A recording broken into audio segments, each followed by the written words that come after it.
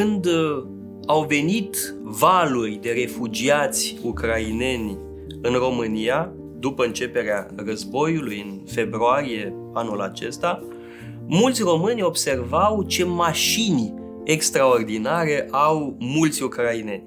Uitând însă că și în România vezi mașini pe care nu le vezi nicăieri în altă parte.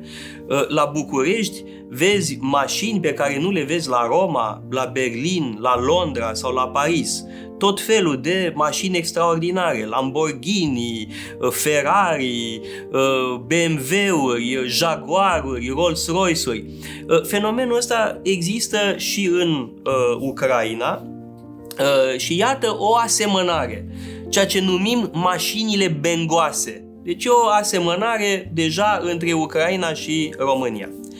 O altă asemănare mi-a fost semnalată în legătură cu ce spun unii refugiați ucraineni care s-au întors în România. Au trecut prin România, s-au dus în Germania sau în Suedia sau în cine știe ce țară mai dezvoltată, însă s-au întors de acolo. S-au întors în România spunând: ne place mai mult în România decât în Germania, ceea ce evident că ne face foarte mare plăcere. Da, întrebați fiind de ce v-a plăcut mai mult în România, răspunsul a fost că nu sunt atâtea reguli și că nu trebuie să respectăm toate regulile. Iată două asemănări foarte interesante. Pe de o parte, mașinile extraordinare care arată o nevoie de a etala bogăția și pe de altă parte o problemă comună cu regulile. Și noi și voi cred că nu prea respectăm regulile, iar statul evident că produce tot felul de reguli, foarte multe reguli pe care apoi societatea tot încearcă să le evite. Acestea sunt asemănări profunde de mentalitate. Pe de altă parte, dacă ați vorbit cu români, fără îndoială ați constatat două atitudini complet diferite. Și cred că și la ucraineni se întâlnesc aceste atitudini complet diferite. Rămâne să discutăm împreună, să vedem în ce măsură este justă intuiția mea.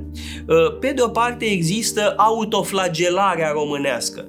Să nu credeți pe români atunci când critică România, pentru că există un negativism tipic românesc. Dacă unui român îi pui în față un pahar plin pe jumătate cu apă, el va spune că e gol.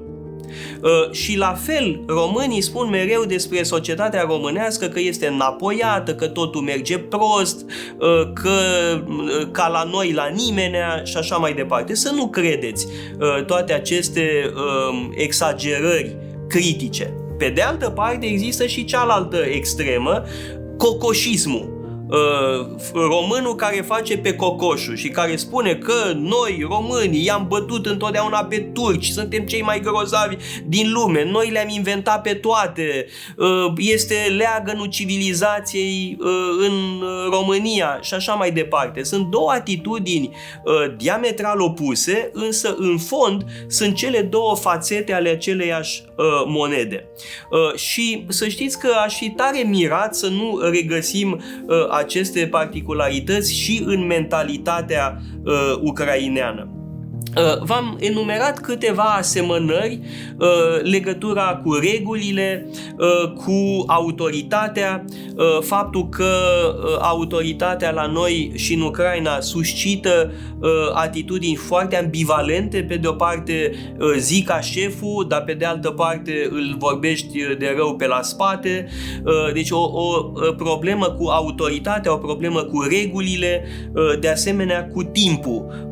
Noi, de pildă, întârziem destul de mult. Bănuiesc că și voi, ucrainenii, nu sunteți de o punctualitate germanică. Dar nu cred că trebuie să vedem aceste particularități doar ca defecte. Cred că trebuie să depășim acel negativism de care vorbeam și să înțelegem pur și simplu că sunt asemănări cu bune și cu rele, care tocmai fac comunicarea dintre noi, dintre români și ucraineni, mult mai ușoară și ne putem amuza împreună. Cred că e important, tocmai pentru că sunteți loviți de o asemenea năpastă, e bine să și râdem ca să mai ne treacă necazul.